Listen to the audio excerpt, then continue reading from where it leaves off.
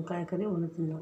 వంకాయ కర్రీ వండడానికి వంకాయలు ఇలా కట్ చేసుకొని ఉప్పు నీళ్ళలో వేసి పక్కన ఉంచుకోవాలి.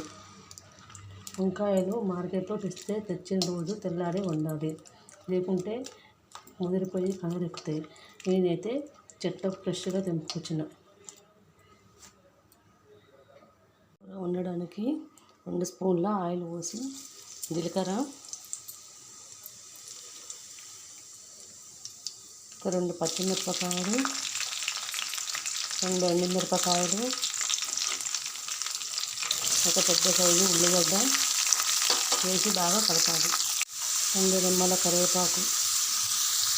ఇలా ఉల్లిపాయ మగ్గినాక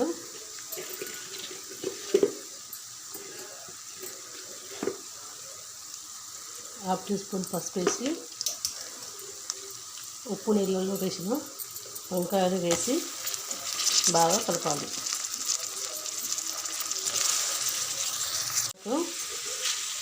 కొద్దిగా సాల్ట్ వేసి మరొకసారి కలిపి మూత పెట్టాలి. వంకాయ ఏ వంకాయ అయినా వండుకోవచ్చు. ఇది ముళ్ళంకాయలు, మా చెట్లకు ముళ్ళంకాయలు కాస్తున్నాయి.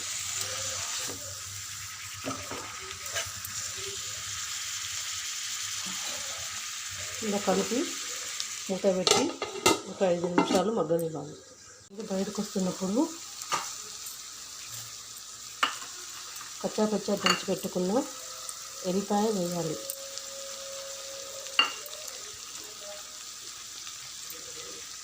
ఇప్పుడు 1 స్పూను కారం వేయాలి.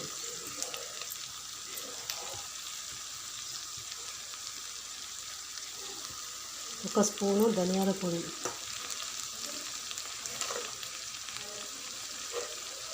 టేస్ట్కి తగ్గట్టు ఉప్పు ఫస్ట్ వేసాం కదా, చూసుకొని వేసుకోవాలి. అన్నీ బాగా కలపాలి.